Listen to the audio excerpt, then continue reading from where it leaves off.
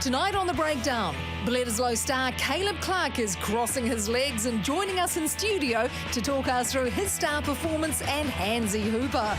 Aussie explains the new additions to the All Black squad as they prepare to depart for Aussie. And we get inside Pack the Park.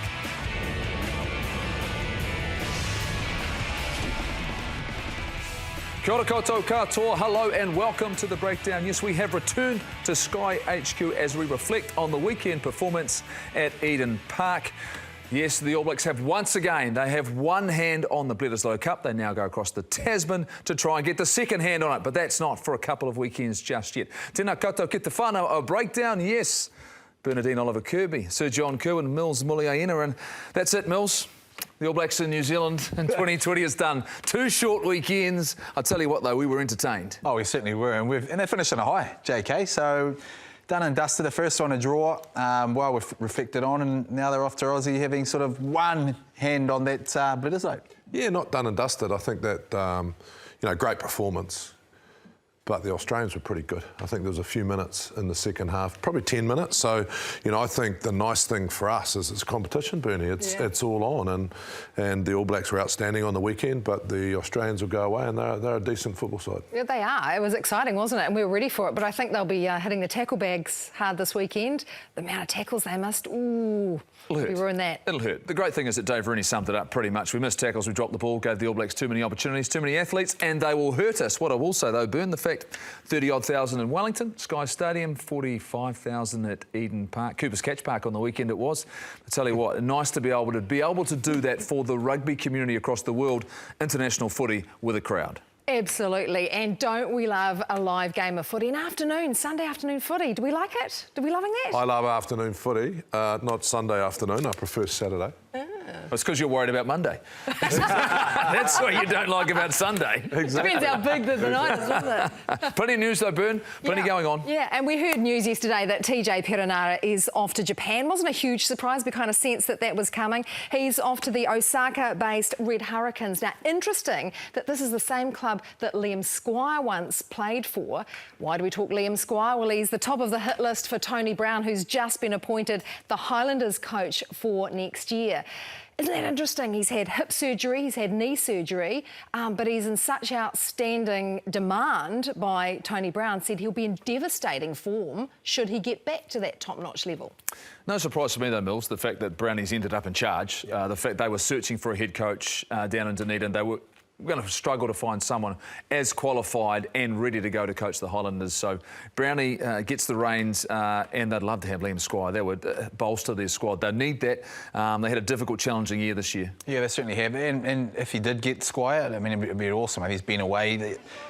The contact isn't as bad over there, JK. You've been over there, and the fact that he wouldn't have to necessarily he's resting his body, but they do run a lot, so he'll be well refreshed. Whether he's there mentally in terms of the motivation, that's probably another question to be asked. It's nice to have him back though, JK. If he's playing rugby in New Zealand and available for the All Blacks. Oh, the man's a legend for me. He's a legend for me because when I was coaching the Blues, we got him up, had a yarn to him, and he did the rowing machine, and he vomited on himself and just kept going. I don't know why. So you did sign him or you didn't? And I tried to, but it was a mix-up with Tasman. But I wanted to sign him straight away. But he's that type of player. I think he's, I was really proud of him coming out and saying he was struggling mentally a little while ago. I think that's the courage that men need in this country. I, thought he was going to be around in the All Blacks a long time. I hope the break in Japan has really helped him and he comes back and gets into it. But did we just brush aside the TJ Perenara thing? Everyone said that it was a surprise that he's left, but I didn't think it was a surprise that he's gone to Japan. So he's got a sabbatical? How does it work? So does he re-sign to the World Cup? I thought his contract was up. How does that all... I don't get that. And we obviously see him as a player that's going to go to the next World Cup. But do I read that right? If he gets Japan and then signs again? Well, I think what he's sort of actually done is sort of executed a clause in his contract, really, where he goes away. And when you really think about it, it's probably a nice way to actually go away refreshing. Probably not as I suppose, from a monetary point of view, as big as Bodie's, but it gives him an opportunity to go away, experience some different rugby, and then sort of come back and say, well, hey, I've got 2 more years, effectively, before the next Rugby World Cup. So freshen up, earn a bit more money, then come back, and hopefully that money that we've saved in New Zealand might be able to go to someone else, JK. Nice, a financial sabbatical. Love it. Yeah, and hopefully back in the black jersey, right? Because that's ultimate plan. And let's talk All Blacks, Jeff, because it was such a great Bledisloe, but now we know that they're heading overseas. What do you reckon about the reaction that we've seen in the media? It's almost like we've gone from zero to hero. We eked out a draw. Aussies played so well. That week it was Ian Foster shouldn't be the coach, Rieko Ioane was rubbish, and this week it's, oh, Bodie can play 15, not 10, and it's unicorns and rainbows and everybody's happy. Have we been a bit flippant in the media and some of the speculation and some of the reaction? Look, we love a chat. We love a rugby chat. On every given weekend, the All Blacks are going to win, they're going to lose, and we're going to debate what's happened. I think that's just a natural thing that we as New Zealanders tend to do. Do we overreact from time to time? Possibly. But I think the reality is that the conversations you just need to listen to are the ones that you trust, Mills, the people that you trust the opinion of, and you go to that source and you go, you know what, I'm learning here, I'm understanding what people's all about, and so I look at it and go, yes, we react, and that's what means that we are passionate about it. We are very passionate. If you look at sort of the trend over the last few years, we've been very dominant in terms of our performance. New coaching staff and you know, a sort of disrupted year, a very disrupted year, and then a draw. And so people are starting to think, well, OK, we've got a new coaching staff, you know, where are we going here? Whereas in the past, we've had, you know, OK, we might have lost the first game overseas, but we know we're a lot better than them. This time round, it's just kind of like, well, you know, now, you know, after that last week's performance, people are feeling a lot easier. Yeah. You know, I agree with Mills. I think there's a couple of things behind this situation. I think one of them was highly contested competition between Razor and Fozzie. Fozzie wins it. Ideally for him, it would have been great to win his first one because people will always question. Same thing happened to Hansen when he got the job off Ted. You know, so there's comparisons. I think when we draw, you're going to get those questions. I also think there's a couple of things in the selection that intrigue people because we probably haven't quite understood it. Twin playmakers, you know, Paul Rieko, you know, drops the ball, what would have happened? So there's a couple of situations that really create opinions. And, you know, you've got to face it, in New Zealand, everyone's got one. And Bernie, our expectations in this country of the All Blacks are so very, very high, particularly given their form over the last 15 years, that there's that fact that they win so many test matches, the percentages are there, and as they keep saying, it's just not that easy. We've been there to roll out every week up against quality international opposition, and I think we were, though. We're greedy as a rugby nation. We really are, and we want them to do well, and we expect them to win, and that's what's going to be the expectation when we go to Aussie. We've got to mention TRC. We know that South Africa are out. They're out of the picture. Does that change things for us? I've got some news for you. Japan are coming. It was the yeah. You'd love that, wouldn't you? No, have you done a deal? Does it change the dynamic? No, well, it changes my wallet because I had to pay for everyone's dinner. South Africa didn't come, so I won the bet. Didn't you win the bet? I won the bet. So we need to buy you dinner. Exactly, that's what I thought. Well, you know what? I didn't see you. Well, I don't remember that return bet. Well, it wasn't a return bet, but I think, you know, a deal is a deal, right? Yeah. A deal's a deal, and I think for our Auckland-loving, quinoa salad-eating, grappa drinking, cigar-smoking yuppie, and I know you won't be offended by that, it's our shout. It's our shout. So we thought we'd go top shelf. We thought we'd go top shelf. Oh, there we go. Dirty bird at its best. We thought, you can't go wrong, really, can you? Diet day, Millsy. You were right, mate. I was smelling it. You were smelling it before. I was wondering where that come from. We were going to get you a bottle of red, but we thought you wouldn't go the flask. That's the super rugby box, isn't it? 14 pieces. What's not to love? There's not. I love it. So good. And the fact you sniffed it out. The fact. Cheapskates. Big moment on the breakdown. Big moments in big games. They require more than one big commentary. I don't know whether you want to be kicking to this fellow. Taken down comfortably by Clarke. Come on, Caleb Clarke. Caleb Clarke winds up. Here's Clarke, and he's got through some pretty ordinary defence. Caleb Clarke. Caleb Clarke thundering down towards the 22 and still going. Amazing run from the young winger. They've got numbers. Get it out there. What a brilliant try by the All Blacks.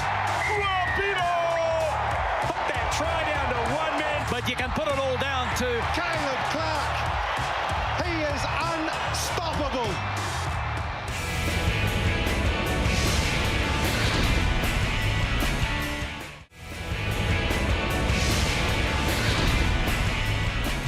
Yeah, outstanding performance from the All Blacks at Eden Park on the weekend. All Black coach Ian Foster joins us live from home. He's at home for a few more days anyway before he buzzes off to Australia. Congratulations, Fozzie. Well done on the win. We've got KFC. Caleb's sitting here ready to go. Do you want us to give him a feed, or is that off the diet? Is that not part of the nutritionist plan? It's definitely not part of the plan, but yeah, good evening, gentlemen, and Bernie. Nice to be talking to you after a victory. Yeah, Fozzie. My first question was, tough week last week, and everyone probably brings into question everything that is probably some of the stuff that you care about, twin playmakers, your selection, those things. I mean, how do you actually detach yourself from it and not let it influence you in such a big week like that? Oh, you just got to keep believing in the plan and what we do. I'm working with some good people, and we're learning how to operate together, and it was the first test and one that things didn't go according to plan, and I think the wind and the wet and a little bit of lack of cohesion meant that we really didn't get the performance that we wanted. But we still scrambled through, got a draw, and I think we built on that and took another couple of steps forward at Eden Park, and so whilst we're delighted with that win, it's there's still a few more steps to go. So sort of can't wait to get to Aussie now. Fozzie, I want to ask, it's been a huge build-up to this year. Your first couple of games as coach, the head coach of the All Blacks. When you sit back now after these last two games, your first two, what do you reflect on personally, and when you sit back and reflect on it with your lovely wife, Lee? Yeah, well, it is nice having a couple of days off, but really it's a little bit too early for reflection, Mills. I think it's, with two tests into our program for this year, and I think what we've learnt from the last two tests is that, this is an Australian team that's playing well and got a lot of promise and a lot of tenacity, and, we kind of feel like we've only got half the job done, and we're going to go across and got two pretty tough games in Sydney and Brisbane. When you look at the last 10 years, and I think we've kind of only won about 60% of our test matches in Australia, it shows you that the challenge is still very much in front of us. So, I'm not too much in reflection mode now. I'm just in planning for the next one, but I'm enjoying doing it in the sunny Waikato. Fozzie, today you've announced the fact a couple of guys are on paternity leave. You've brought in George Bauer and Duplessis Karifi. You talk about those selections. What gets a Duplessis in over, say, a Lachlan Boshier? Both have been in very, very strong form. What is it you were looking for those players? And I'll just ask this a follow-up question. Are you expecting to give everyone a run in those 4 test matches in Australia?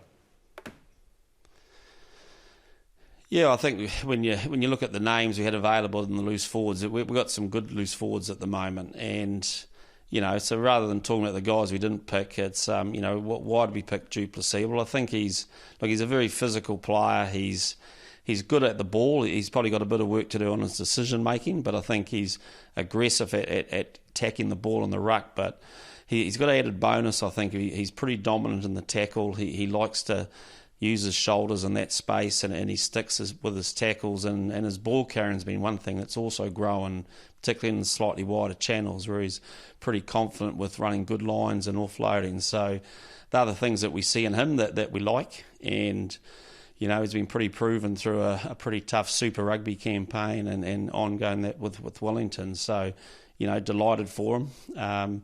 Will everyone get a game? Well, I'm not going to make that promise just now. The draw's changed, and we've gone from having 6 tests over there to 4 tests, with a bye. So, we'll just see what happens. But it's, it would certainly be nice to be able to do that.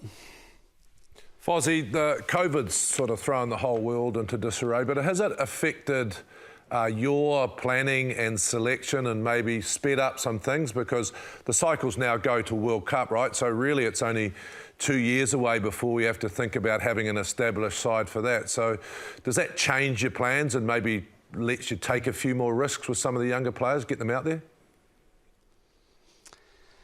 Yeah, JK, I think it does in some ways. You've more than halved the number of tests we're going to have this year, so we've lost that opportunity to trial a whole lot of players in a numerous number of games. So, I think in the last few tests we've been able to bring some new players through, which has been great. And, we've still got some more players in the squad that haven't had a test match for the All Blacks, and we certainly will be looking at some opportunity to do that. And kind of feel like you just got to keep fast tracking people at the moment, you know, with the lack of opportunity. But at the same time, we've got to make sure we balance that with building our game. And you know, we've seen the advantages of getting some combinations in place and starting to play we want to play. And I think getting our own structure right and getting the fundamentals of our game right will make it easier to add players in as we get underway after that. Fozzie, I know you've looked at Australia and you'll continue to do so before you go over there, but what have you made, or how can you plan for an Argentinian side that hasn't played anything this year?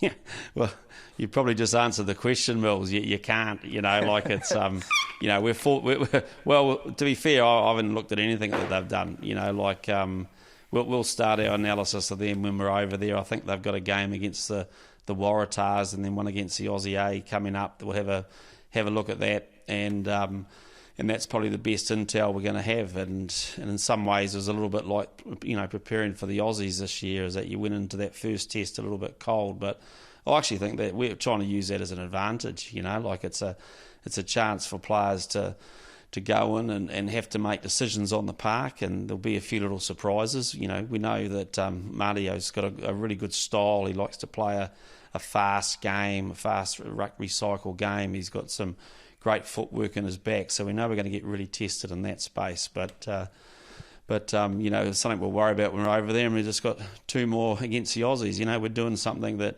we haven't. I don't think I've ever done this before. Is played one country 4 times in a row, and that brings its own challenges, and that's the thing we're putting all our effort into at the moment. Fozzie, you wanted Beauden Barrett for the first test. You got him for the second test at fullback. Did you adjust his role slightly in the second test, or did you give him a different intent going in? Because it looked as though we saw a more aggressive player with ball in hand. No, we didn't adjust his role at all. You know, I think a lot's been made of Bodie playing 15, and you know, like he had a role with us last year, and you know, we were delighted with a lot of things he did with us last year. I think this year, you know, 15 for the Blues was a different style to how we like to play him, and that's okay. Everyone's just got their different ways of playing, but he knows he's got pretty much a licence with us to inject himself where he sees opportunity, and you know, got a lot of faith and trust in him in his decision making. And you know, I thought you had someone that he'd been out for a while. He was so frustrated he missed the first test, and I think he was just so super excited to get on the park, and I think we just saw that excitement when he touched the ball. Did you then see, in your view, an improved performance from Richie Mo'unga? Yeah, well, I did. I thought there was a big shift. I think, you know, if you look at the test 1 to test 2, and you know, all everyone's really spoken about is the physicality difference, but I think there's a massive game management difference between the 2 tests. I think we played smarter rugby in the second test, and quite frankly we have to, because this Aussie team's a good team. They're good defensively and they're good offensively, and you know, and so we have to break them down slowly, and I thought we did that and showed a lot more patience in our decision making. So you know, Richie deserves a lot of credit for that, and I guess having that calm voice at the back is really positive for him. Fozzie, thank you so much for joining us on The Breakdown tonight. I know you're on a week off. Enjoy that time. I'm sure, as always, you'll be thinking about the game like every coach is. But when you get on that plane to Australia, new challenges in front of you. Good luck, travel well, stay safe, and we'll talk to you once you get across the ditch. Certainly will. Thanks, guys. Well, thanks to Rugby Pass, we've got a new fan's voice, and it's brought to you by the All Blacks' new sponsor, HealthSpan Elite. Powering the fan's voice. Brought to you by HealthSpan Elite, the official sports nutrition partner for the All Blacks. And this was all about the combination of 10 and 15. Let's look at the poll. Let's look at the question that was asked. And pure and simply, is the 10-15 dual playmaker system the best way to power the All Blacks attack? 54% of you said yes, 46% of you said no. So there's a lot sitting on the fence here. We're not sure, maybe. We've talked about this at length. JK, you look in the weekend, it's been much talked about. We just heard from Fozzie talking about the role of Beauden Barrett and Richie Mo'unga. Is it the future? And should we continue, or are they going to continue to develop it? I think the interesting thing for me was that Australia played it as well. with O'Connor and Toomua. And so when we talk about this as a tactical, technical thing, Mills, the way I see it, and maybe we need to really dig into this a bit. So what I see is you have one playmaker that might be involved in the first play, he might not be in position, and then the second playmaker comes up and takes over the football team. Saw that a lot with the Australians, and I think they lost a little bit of direction when Toomua went off. With the All Blacks, it looks like a different dual playmaker. It sounds to me like, Fozzie said, gives Mo'unga some confidence, good voice at the back, and he can just come in wherever he wants, Bowden. So, I think maybe we need to look at the different ways that you can play this tool, this dual pivot game. Mills, what do you think? I'll tell you what, I think we get rid of the dual maker name, because I just think it's not a dual maker at all, because what's happened is we've got two classy, world-class players that can play 10. And the problem you call the dual maker, it actually mixes things up. You've actually got a playmaker in Mo'unga. He's the one. This is what I've seen in the weekend. It took a bit of time because you've got the world's best player that's been playing at fullback, sort of out of position. But what it took a bit of time in it. And actually, I think Barrett's just gone out and said, look, I'm a fullback this week, and I'm going to play in fullback. I'm going to keep the width. If Mo'unga gets caught in there, well, I'm going to step up. So the biggest issue was the other guys, if both of them got stuck in a ruck, going to step up in that first receiver. I'm talking about a good Hugh and Anton Leonard-Brown. So I think we scrapped the dual playmaker. I think what they've actually done is actually established that Mo'unga, you're the driver. You're in the driver's seat. And then, Bodie, you're out wide. And I think that's what we've seen in the weekend. In the old days, we used to call it switch direction from the fullback, right? When we were playing fullback, pure and simply, it was the first 5 went one way, and then you'd try and read an opportunity to switch the play. Now, with structures that are in place, I think we get to a point sometimes, JK, where we're sticking to structures, and the instinct of our wonderful players, our individual stars, the likes of a Bowden Barrett, a Richie Mo'unga, all of a sudden they get to themselves where they run through the plays, rather than recognising where the opportunities are and playing with a little bit of that instinct and then reacting off them. And to me, the one-on-one ability of our players across the park, the likes of a Caleb Clarke, the likes of, like we've said in the past, when you've had a Julian Savea on the left, when guys can explode and create something out of nothing, not restricting them and waiting for the ball to come to them, they go and get the ball. Remember those days, the fact that you don't worry about the system? I see an opportunity, I'll go and get it. Look, I see it a little bit differently, because I definitely saw two playmakers out there for Australia where it was definite, Mills. You saw O'Connor at first receiver a lot of the times, and then you saw Toomua taking control. I think what we've got is like you said, Bowden would come in out wide and be the distributor out wide, or he would step up. So I think you're possibly right. There are different ways to play it, but I certainly think that the Australians played a more blatant. I agree. We did when Ryan Crotty was 12 for us. Yeah.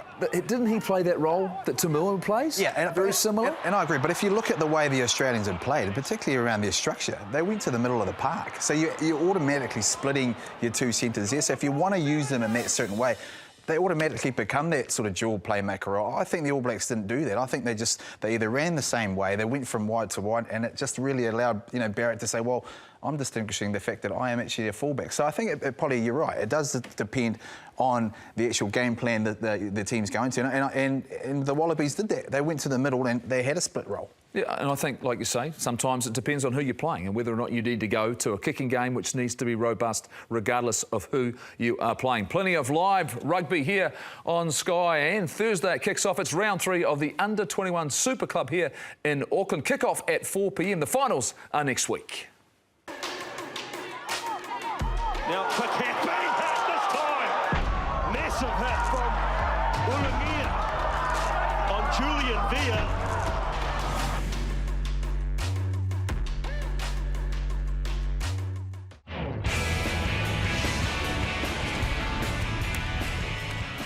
Kia ora and welcome back to The Breakdown. Yes, it was an outstanding performance from the All Blacks, a much-needed response to the performance in Wellington. But at Eden Park, you look at the performance and you look at the players, as spotlight was on the standout players. And we found 5 we wanted to highlight from the game at the weekend. Then there are the 5 for different reasons and the impacts they had on the game. But JK said it in the post-match. He said it thousands of times. Bowden Barrett, Bowden Barrett, Bowden Barrett. And JK, when you coming in, he was going to bring his experience and leadership, but I saw a player with more intent, and he said he felt good, and he certainly played like it. Yeah, well, look what he did with the Blues. Bowden Barrett, Bowden Barrett, Bowden Blues Barrett. No, he was just freed up and he just looked like he was excited to play. What I liked about him was actually his aggression, Mills, running into contact. There was a couple of big hits on him and he shrugged them off and kept going. Yeah, he grew in confidence, didn't he? I mean, nice way to test your Achilles out too, that first sort of run out wide to really put the hammer in it. But it was this run here was impressive, wasn't it? Just bouncing off players and not being prepared to be tackled. So it was very influential. His last game with the Blues, he played with a cracked rib. I mean, he was in there, he did whatever it took. And I thought on the weekend, he took ownership, JK, of the fact that they needed some leadership. And not that Damien McKenzie, he was outstanding in Wellington, but all of a sudden we started to see particularly our counter-attack fire. Well, I think I've always said this about Bowden. He could be quiet for 50 minutes, but in the key moment in the game, he does something special. And that break that he made, Mills, we were under the pump. Australia started well, we were defending, and then he just did that, and you could see the team lift. And I reckon that's his real X factor, knows when to do the right thing at the right time. Well, that's when experience steps up. And Sam Cane on the weekend for the second week in a row as the All Black skipper, Mills. Impressive in week one, a workhorse, but all of a sudden his game went to another level when they needed to him. He'd added in 7 days and he became a threat on both sides of the ball. Yeah, we spoke about it post-match, didn't we, JK? The week in Wellington, man, he was massive in defence. The hits that he was making, he freed up a bit, didn't he, in this? He was able to get outside 10 and run a lot more. So just the balance of his game is nice. And that's what you want from a leader. He didn't play much Super Rugby, but he's come out and this is the sort of guy that just thrives on Test match footy, and that's why you should have a guy like this as your captain. Yeah, and he'll call that last one a sidestep, but it was actually a swerve, Sam, just to let you know. Mate, this was a lost art. Yeah, it is a lost art. But I think for me, a captaincy can weigh heavy on someone. An All Black captaincy, tenfold. But he has just really stepped into that role and got better. I've seen Sam Cane play exceptionally well on defence, and I've seen him play exceptionally well on attack.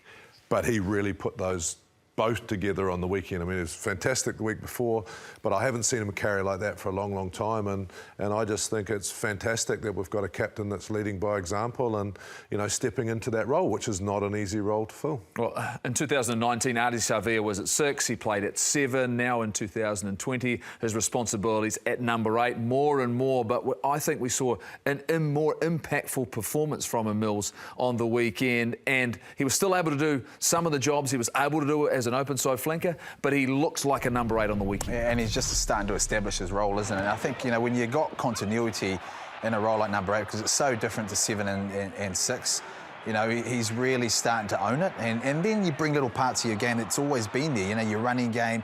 But how about this? This is where he's just so good. When the Australians are on top of the game, he gets well over the ball and gets and steals it 5 metres out, and that finish, he probably could have passed it, but hey, I won't knock him for that. It was an outstanding try.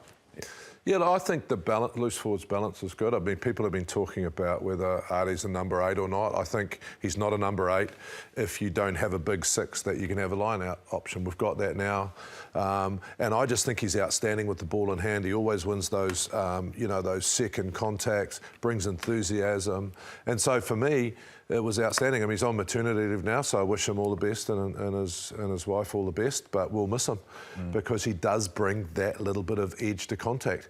Dave Rennie said, we didn't defend too well, but there were some guys that hit people like Ardie, and they just kept going. Yeah. So you can tackle as much as you want, but I just thought he was outstanding. A number of young men got opportunities on the weekend, and Alex Hodgman ended up playing, 59 minutes in a Test match. The unfortunate injury to Joe Moody. Good news to hear as though he's making a recovery, but 49 minutes.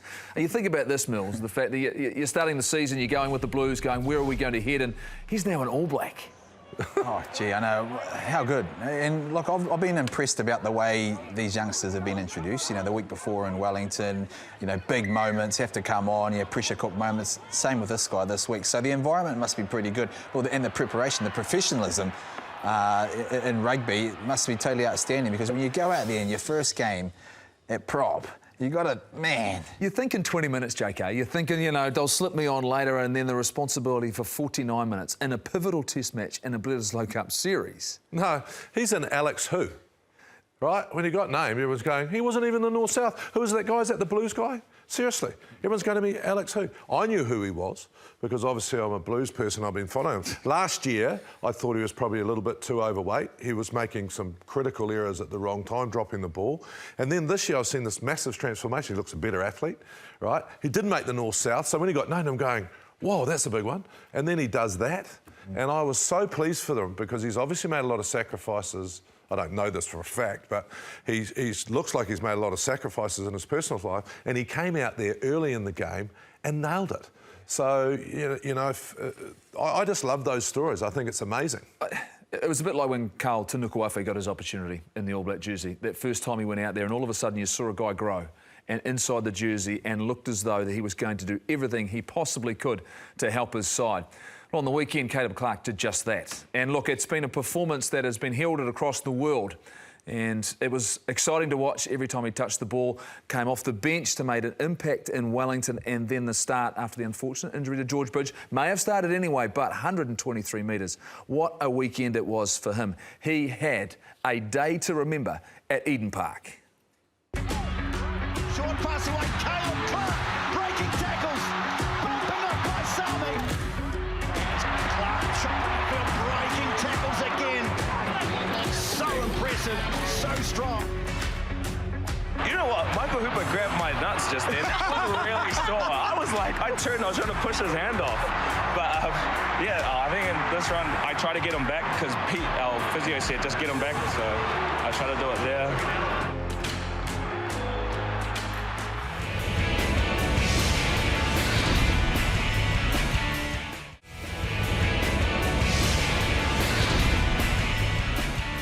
Caleb, are you ever going to get sick of that highlight reel? Or I suppose you've got 2 weeks to look at it and prepare. And how have you taken all of the attention in stride? Yeah, it's been such an interesting journey so far. It was quite cool at the beginning, but now I'm pretty lucky to have people that keeps me grounded. And so, who are they? Who are they? Where do you start? I'll definitely start with my parents. They're big ones. That it's cool that Dad's gone through this journey as well, so he can share it. I have sort of my really close friend that I consider like another brother. It's Danny Tusitala that I got to play alongside with in Auckland, so he'll be another one that both keeps me grounded, like with all this stuff, but physically he'll keep me grounded too with a little smack on the head if I ever get out of line. But happens around here as well. Yeah, JK in the green room. We cop it in the back of the head all the time. Yeah, so it's just cool just having those people there and just get to do this journey alongside them as well. Caleb, there's been a lot of, and these are the best compliments from your teammates about how complete you are as a player, but what are you working on at the moment in your game that you'd like to develop over the next little while?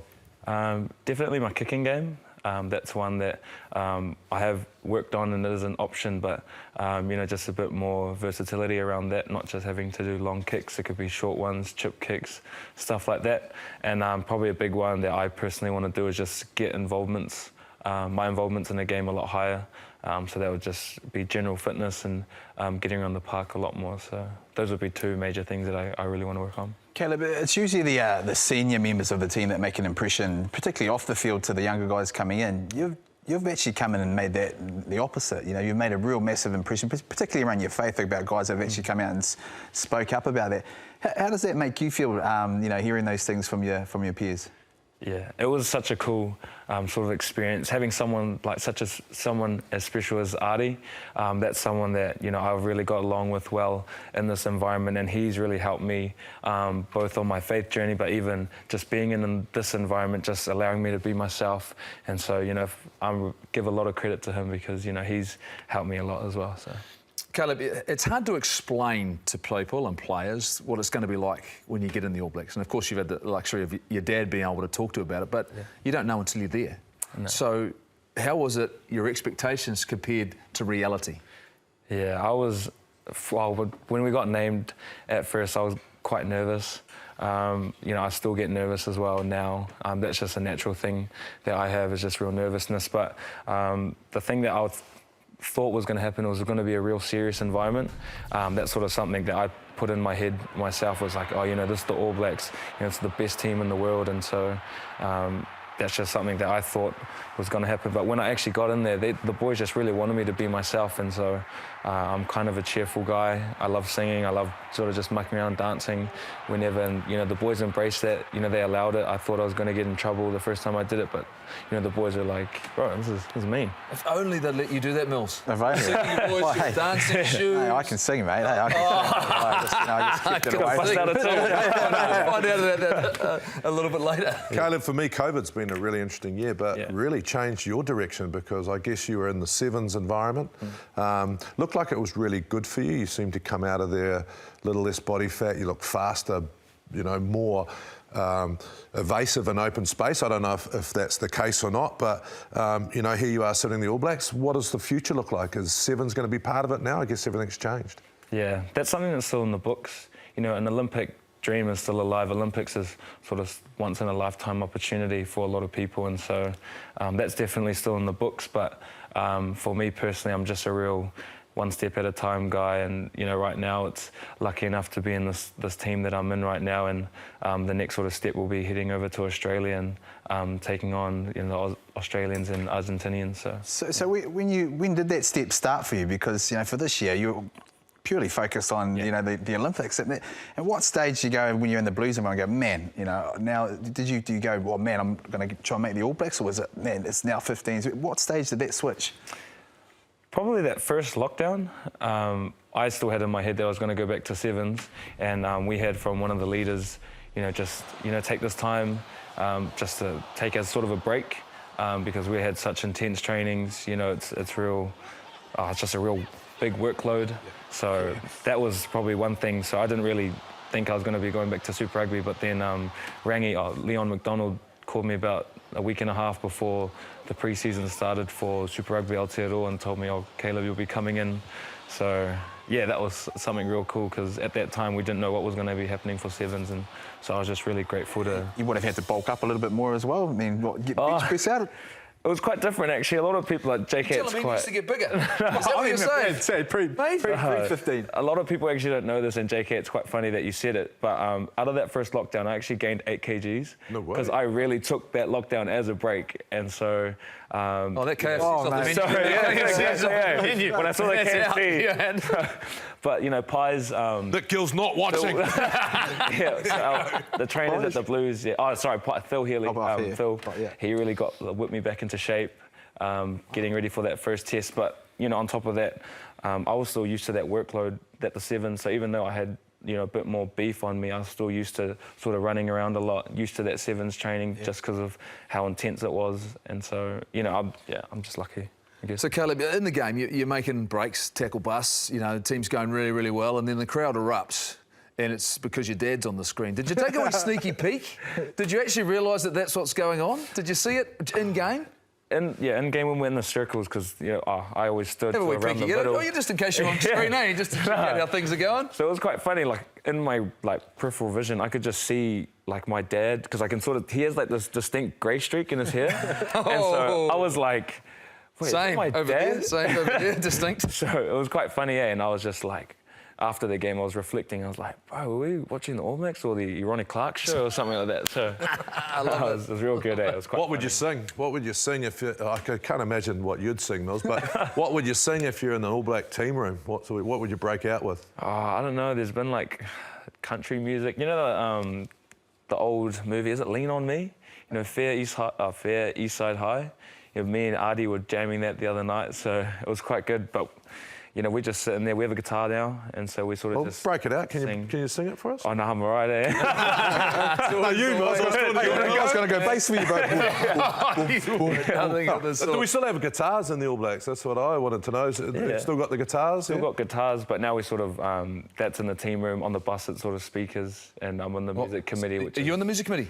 Yeah. High pressure, eh? It is. I've already messed up. Oh, I can admit that. Yeah, so... What was the major fail? Heavy metal. No, it was actually... we didn't have the speaker on the way from the Wellington hotel to the airport. And oh man, Lucky you got selected after that mistake. I know, and that was the first time I fully felt flustered in that environment. So, really working on it. What speaker are you talking? There was no portable speakers when you were playing. We had cassettes. So I suppose, how do you spend this time off? The fact that you know that the challenges are happening in Australia, the schedule's changed, you're not going to get back till mid-December. I mean, for you, how will you use the next few days? Yeah, definitely spend time with family and friends. But yeah, definitely away from the KFC over there. Burns come to take the KFC, she's gone. Yeah. I want to get in trouble with the All Black training. Nah, so definitely with friends and family. We got our sort of training plans that we all have individually, so tick all those off. But I think, yeah, the biggest thing, being away for 4 or 5 weeks, that would just be this time now just to really spend time with the ones that I care about most. When's the longest time you've been on tour like that? 20s is usually quite long. It's about a month. Yeah. So I kind of got used to it. I did 20s 2 years, and so I was sort of all right with it that first time. But, I'm really lucky for, the electronics we have these days where we can stay in contact with everything. I don't know how it works a lot of electronics. I'm more of a face-to-face kind of person. So, yeah, but just real lucky to have that. You fit right in here then, brother? Yeah. We don't know how it works. I think I'm an old soul. Yeah. Maybe. Yeah. Mate. Hey, thanks so much. Thank you so much for joining us. Great to have you with us. And like I say, good luck. We were so impressed. We love watching you play, and I hope it goes well when you get into Australia. All right.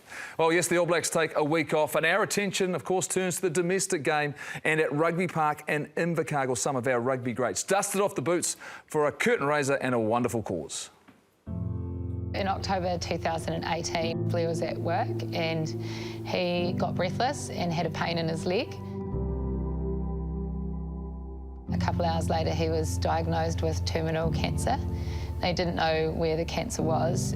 A couple of days later, they told him he had bowel cancer and it was inoperable, and that they expected him to have 6 to 8 weeks to live, and that we needed to see an oncologist urgently at Southern Hospital. And a letter came in the post to say that his wait would be 6 to 8 weeks. We ended up paying to go privately so that Blair could get the help that he needed. From the trauma of being told that he was going to die and that he couldn't access a doctor, Blair, he just couldn't bear the thought that someone else could be in that same position and maybe not have the money to access private treatment. So he created a petition to start a cancer agency to ensure all New Zealanders had equal care regardless of where they lived or whether they had money. Result of the petition, Jacinda Ardern announced the establishment of a cancer agency, so it's coming up a year since that's been formed. And the purpose of the cancer agency is to ensure that consistency of care across the whole of New Zealand, regardless of whether you live in Southland or Northland or Auckland, you have access to care in a timely manner. Today is a really special day. It's a year since Blair passed, and the girls and I talked really hard about how we wanted to mark Blair's 1-year anniversary. How are you going? Blair was like this very positive person. He loved big, he lived big, he loved friends, community, rugby, and so we talked about that he would most likely, want to celebrate it with all those things combined. We're in the escort at the moment. There's a lot of guys standing here once again stressing about having to put a rugby jersey on. Pretty awesome cause, and haven't played rugby for 8 years, so get back out on the field and see if the mind and the body can still work.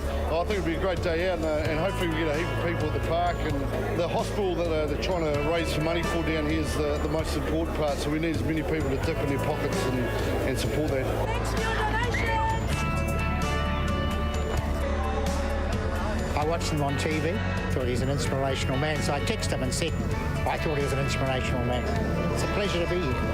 Used to play rugby against him with Blair back in the day when we were kids. So to see what we're doing this for, the Southland Charity Hospital, that needs to be done because people are dying and it's just not acceptable. Here come the Vining 15, being led out by Lily Vining. He used to say to me, I don't understand why all these people are doing all of this for me, coming to his game and just all the kind things that people did. But what I think it was is that he accepted his situation, really easily, and he faced it with complete positivity, and he was so inclusive and kind to everybody, and I think everyone just felt that selflessness that he wanted to spend his very short remaining days trying to make it better for everybody else.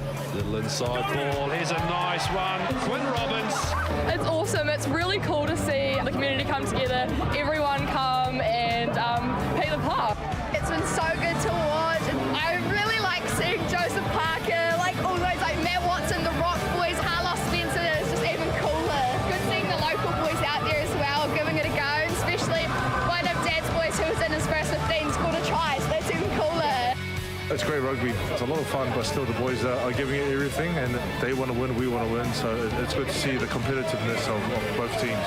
He's still got it, Peter Alatini. I just think that not only the cause but the occasion epitomises what rugby's about, and it's just looking out for your communities, and we all know, the whole country knows what Blair Vining did and just how incredibly brave he was. Craig Joubert ends the Pack the Park. The big winners today, that's Southland Charity Hospital. It's actually incredibly comforting to have all these people supporting us. I don't even know if there's words to describe how it feels to have people that you've never met from all over New Zealand sending money to help us complete Blair's vision for this hospital. It's just exceptional.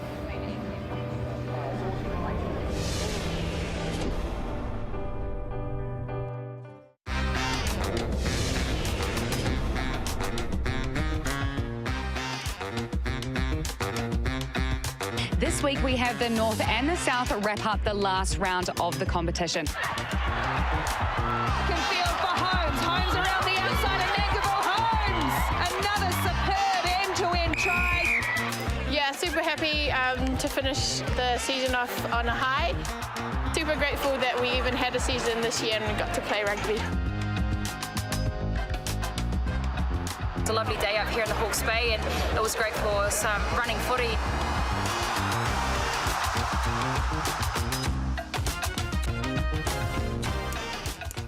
Yes, the round-robin phase of the Whara Palmer Cup is done and dusted, and we have our semi-finalists. Don't forget, on a Wednesday night at 7:30 p.m, you can see all the highlights of the FPC action here on Sky. Let's have a look how it ended up in the North and South pools, and Waikato and Auckland. Tight tussle for the second place finish there between Auckland, Northern and Counties Manukau. It was Waikato who ended up on top, and Auckland in the second spot. If we go to the South pool, Canterbury, and there's no surprises there, undefeated in Manawatu with the help of some of their Sevens girls getting their way through to the semi-finals. And this is how it steps up for this coming weekend. Canterbury taking on Auckland. That is on Saturday afternoon at Rugby Park in Christchurch. And then Waikato taking on Manawatu. That's going to be some sort of contest there. That's at FMG Stadium in Hamilton on Sunday. Now, the championship standings of the Mitre 10 Cup. Hawke's Bay, Otago, Northland and Taranaki filling the semi-final spots as it stands right now. Southland have been competitive all season. They need to get a move on now with 4 rounds to go. And the Premiership. Auckland, Waikato, Tasman and Wellington. This is unfamiliar territory for Canterbury. And we shouldn't forget North Harbour and Bay of Plenty. Tussling it out. Auckland are on top. JK, take it away. Because there's 4 rounds to go, so get in now while you can. Well, no, I'd just like to say to Ricky and Taylor, who were doing the commentary, on the Auckland Whara Palmer on the weekend, they were way too happy thinking that Auckland wasn't going to make it, and here we are. So, there you go. I told you about that. So you're talking the double then, are you? You're thinking the double. Yeah, no, Battle of the Bridge. Which side of the bridge is it on? It's over there. It's over. Is it over there? Yeah. Should that matter? Should that matter? Oh, it does, no, mate. it's a away game, mate. It's a away game. I'll tell you what, North Nothing Harbour like sitting in your own changing room. I'll tell you what, I was impressed on the weekend. Mind you, I know Tasman will be bitterly disappointed. I called that game, and that was not the Tasman team we talked about and we'd seen through the course of this competition. And throw to me, Goldie. Throw to me. Why throw to you? Well, they were skiting. Who were? Beginning of the season, everyone's going, oh, we're going to win. No, they weren't. Hold on. A couple of people walking through Hold on. the We had airport, Andrew Goodman on the show, and he wasn't side skiting. ever. Andrew Goodman, their coach, was on the show. He wasn't skiting. Oh, their fans were skiting. Their fans. Oh, now he's changed his Look at our footy team. Look at our footy team. Oh, just like favourites now. Come on now. Mind you, we're at this point of the table. Unfamiliar territory. You think about Canterbury, Waikato, the way that they're playing. Manawatu for having a crack at the Shield, Hawke's Bay. I mean, I look at this competition. We talk about the Mitre 10 Cup. All Blacks set the standard the first couple of rounds, but for me, every team is going out there and throwing things. Manawatu, I give them a shot. Well, that's what you think. I mean, when we sat here, and on paper, Tasman, the Makos had an outstanding team. They've lost 2 games now. But you talk about Hawke's Bay as well. Started off with Southland beating them away at home. It's an interesting competition. You just don't actually know, what's sort of going on. And so when you look at a team like Canterbury and also Manawatu and that, there's still 4 rounds to go. That's the problem. We shouldn't forget, I think Canterbury have been pipped sort of like 2 times the final play of the game. I mean, they're going to be a force. It's going to go right down to the wire. And I want to bring Bernie in on this because being Waikato through and through, are you thinking 2 titles? Or are you thinking the FPC and the Mitre 10 Cup? You are so mean. Don't do to me what you've done to JK. I haven't. He did it to himself. Auckland, Waikato. Goodness me. Conataga, Southland. All right, now it's not just the blokes, because we've got our ABs heading away. Our elite women have 3 big games coming up. We've got to talk about this. They're in action next month, the Possibles versus the Probables, and the Black Ferns playing 2 matches against the New Zealand Barbarians. All those games live on Sky Sport. And the Rugby World Cup draw for the women for 2021, that's going to take place in Auckland on Friday, the 20th of November. Finally, the rugby community is paying tribute to Eddie Tonks, who has passed away at the age of 85. Tonks was a life member and former chair of the NZR. Our sympathies to his family and friends.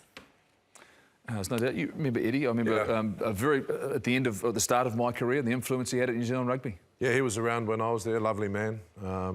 Really good thinker of the game. Administrator that wanted to see change. So, my condolences go to the family. He was a very, very great rugby man.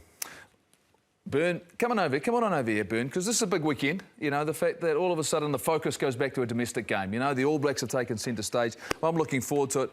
It's sad to see All Black Test rugby finished, but I tell you what, they go on tour. I'm looking forward to seeing what they do offshore in Australia. Yeah, but it's also going to be exciting that those are remaining here, because I'm in Napier for the Ranfurly Shield match against Manawatu. Domestic rugby is alive and well. Cannot wait. Fantastic. For you guys this weekend? I'm looking forward to that Farah Palmer semi-finals, because those teams haven't played each other during this year. So it'll be interesting to see, the analysis put in place. So I'm looking forward to seeing that. Battle of the Bridge. Battle of the Bridge. Come on, North Harbour's afforded. No, North Harbour. There used to be fights. You're not allowed to fight anymore. Come on. Hey, look, it's been fantastic to have you with us on the breakdown for another Tuesday night. As always, we'll see you in 7 days' time. Mā te wā.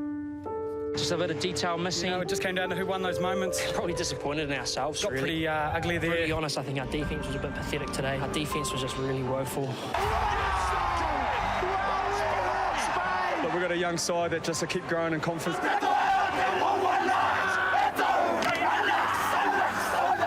we've got nothing to lose and put everything on the line for that log of wood. Flicked on wonderfully well. Oh, what a try. Manawatu, just like that. For Mai in the backfield. There's the step. There it is for Hawke's Bay. Looking for Jamie Booth. What a pass. But he threads the needle. What about that pass? They say there's always another week next week, and it's a pretty big one next week as well. For me, it's either all or nothing. Down to the left, quick hands. And in goes the captain. What a way to celebrate. It's a blessing that we've still got it, and we're really stoked. We've still got another tough challenge next week.